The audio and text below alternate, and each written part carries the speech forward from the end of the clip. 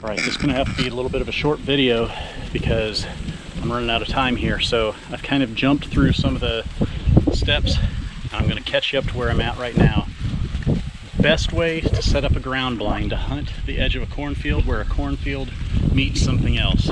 As you can see here, we've got an alfalfa field that bumps up to a cornfield here. First thing you need to do, determine where the deer are going to be moving through. I've got a pinch point down here, and they cycle through, they filter through this area all the time, coming out of the woods, the marsh, and then they'll go through this little pinch point. There's a ditch right in there. They can cross that from either side easy, but they tend to walk down through this quite a bit, and they feed out in this area, come out of the corn and stuff like that. So what I've got set up here is a ground blind just tucked into the inside edge. Now, number one, get a hold of your farmer.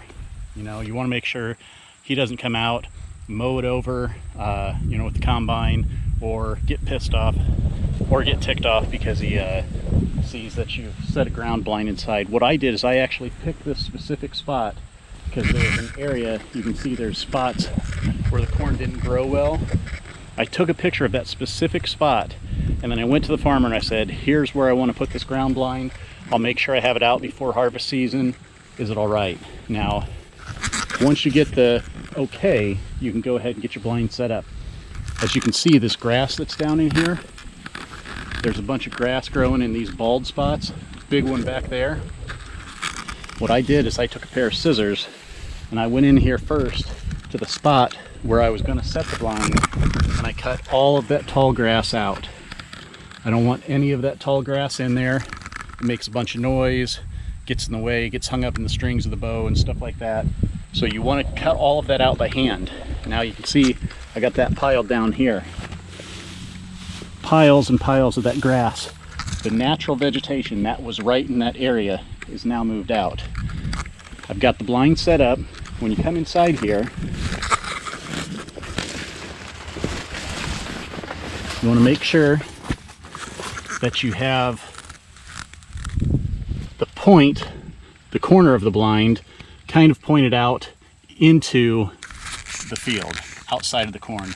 And what that does is that allows you to have shooting windows out the sides and out the sides, so you can shoot anything that's coming from your left or the right, and you can easily move around to shoot out in front of you. That's the easy part. So got the blind all set up. Next thing you want to do, make sure you stake the crap out of it. You do not want this blind coming up and blowing back into the farmer's cornfield, or else it's the last time he's going to give you permission. So I've got stakes buried into the ground on every corner, every loop that I can.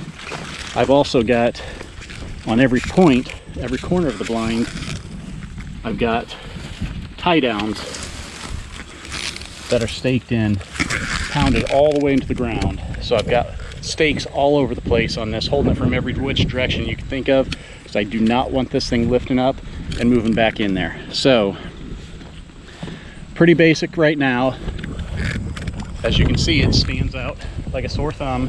What I'm going to do is take all that natural vegetation that I cut out from the floor, and I'm going to start putting that in to the areas, cover it up as best you can. You're not going to make it disappear, but you're going to make it blend in really well to where, you know, after 3 or 4 weeks, the deer won't even pay attention to it anymore. It gets the profile outside into the corn, but still allows you to have that good shot. So we're going to go ahead and finish brushing her in. If I find some really bad, bent over, dead corn stalks, I'll put some of those up top. I'm sure he won't mind if they're ones that, you know, you can tell we're not going to make it. So I'll go ahead and get this thing brushed in, and then we'll show you what it looks like once we're done. All right, and then anything I need to adjust, once I get inside, I can move it around fairly quickly, fairly quietly. You notice gloves on. These are rubber gloves, trying to keep scent down as much as possible. You don't want these guys coming through in the middle of the night, sniffing this and going, this reeks of humans. So I'm going to spray it down real good with scent killer before I leave. But this is what it looks like from the inside here. I'll show you what it looks like from the outside. Kind of a short video, kind of skip some of the setup points, but hopefully you figure it out. It's pretty basic.